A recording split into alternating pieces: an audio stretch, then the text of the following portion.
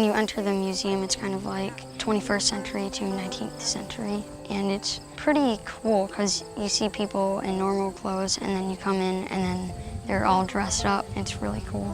From here you have the roving and then it can go to our spinners and they can spin it.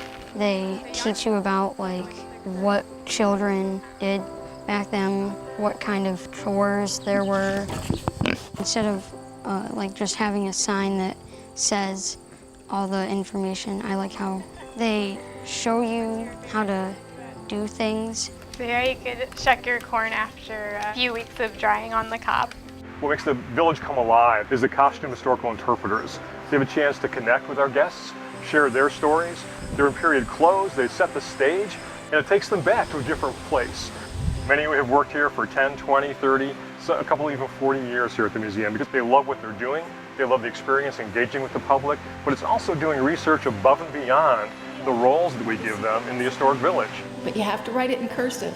Finding a way to be able to retain or sustain our blacksmiths and coopers and tinsmiths and other people, trades that are now being lost to the modern world. A lot of visitors coming through don't realize that our staff out in the historic village are actually paid workers here at the museum. Oh, hi, how are you doing? It's great to look at these old buildings, but they were inhabited and they were used.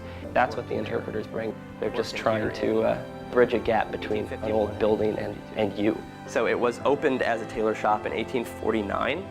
I wanted to start creating, as a reenactor, clothes that looked really, correct and authentic. So I could have that experience, but then other people would say, hey, that person sort of stands out and actually really looks the part. Somewhere in this room, he had to keep that sewing machine. The back room, which was actually John Quinn, the original tailor's living space, has been converted into a room that's specifically for learning, and especially for younger people.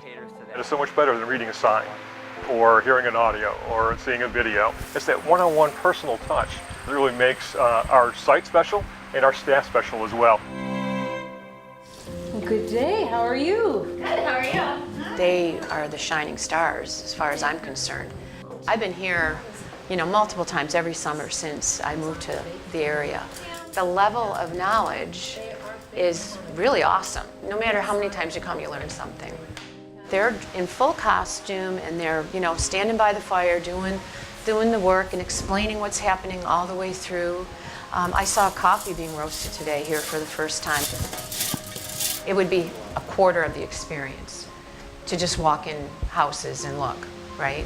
I mean, you walk into houses here and there's someone who knows when this house was built, where was it built, who built it, what was their profession, how many children did they have, here's their portraits. How many sheep do you have?